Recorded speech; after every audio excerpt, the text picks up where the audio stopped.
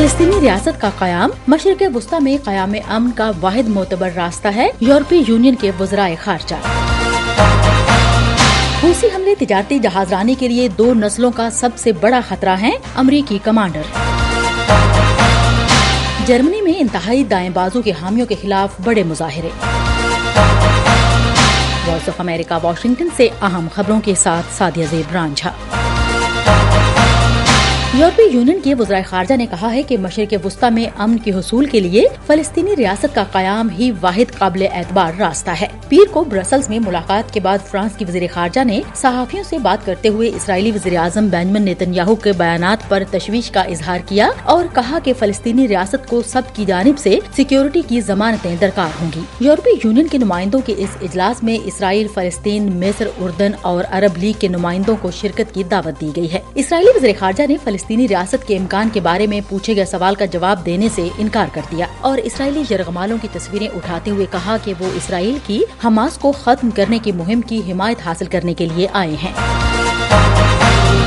فلسطینی اتھارٹی کے وزیر اعظم محمد شاتیہ نے کابینہ کے ہفتہ وار اجلاس میں کہا ہے کہ فلسطینی ریاست کے قیام پر بین الاقوامی اتفاق رائے موجود ہے اور اسے اب عملی اقدامات میں تبدیل ہونا چاہیے۔ هذا الحال في غزة وفي الضفة الغربية يجب أن يتوقف۔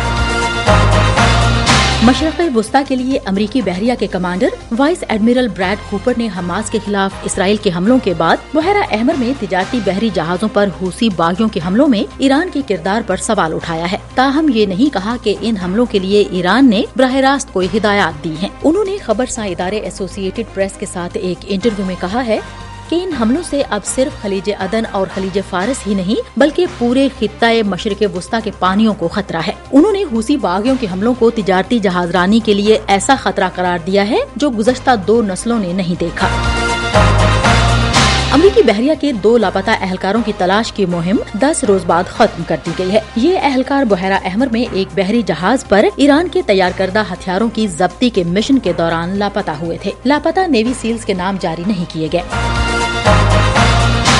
امریکی ریاست فلوریڈا کے گورنر رون ڈی سینٹس نے اتوار کو ریپبلکن پارٹی کی صدارتی نامزدگی حاصل کرنے کی مہم ختم کر کے اپنے مد مقابل سابق امریکی صدر ڈونلڈ ٹرمپ کی حمایت کا اعلان کر دیا۔ انہوں نے یہ اعلان ریاست نیو ہیمپشائر میں ہونے والے پرائمری مرحلے کے انتخابات سے 1 روز قبل کیا ہے۔ رون ڈی سینٹس نے کہا کہ مجھ پر یہ واضح ہے کہ ریپبلکن پارٹی کے ووٹرز ڈونلڈ ٹرمپ کو ایک اور موقع دینا چاہتے ہیں۔ اس اعلان کے بعد ریپبلکن پارٹی کی صدارتی نامزدگی کی دوڑ میں سابق صدر ٹرمپ اور اقوام متحدہ میں امریکہ کی سابق سفیر نکی ہیلی باقی رہ گئے ہیں۔ جرمنی کے 2 بڑے شہروں میونخ اور برلن میں انتہائی دائیں بازو کے حامیوں کے خلاف 2 بڑے مظاہرے ہوئے۔ اتوار کے روز میونخ کے مظاہرے میں پولیس کے مطابق 1 لاکھ افراد نے شرکت کی، جبکہ برلن کے مظاہرے میں شریک افراد کی تعداد 60,000 سے 1 لاکھ کے درمیان تھی۔ پولیس کے مطابق مظاہروں کو سیکیورٹی خدشات کی وجہ سے وقت سے پہلے ختم کرنا پڑا۔ جرمنی کے کئی شہروں میں گزشتہ ہفتے کے دوران ہونے والے مظاہروں میں ہزاروں کی تعداد میں لوگ شرکت کر رہے ہیں۔ یہ مظاہرے اس رپورٹ کے بعد ہو رہے ہیں کہ انتہائی دائیں بازو کے حامیوں نے حال ہی میں لاکھوں تارکین وطن کی ملک بدری پر بات چیت کے لیے ملاقات کی ہے، جن میں وہ تارکین وطن بھی شامل ہیں جو جرمن شہریت رکھتے ہیں۔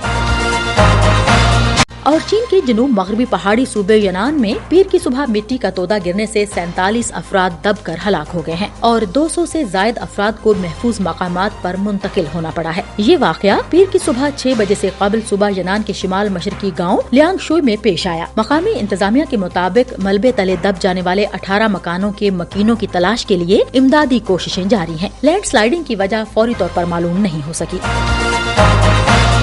اس کے ساتھ ہی وائس آف امریکہ واشنگٹن کی اردو سروس سے خبروں کا یہ بلیٹن اب ختم ہوتا ہے۔ سعدیہ زیب رانجھا کو اجازت دیجیے۔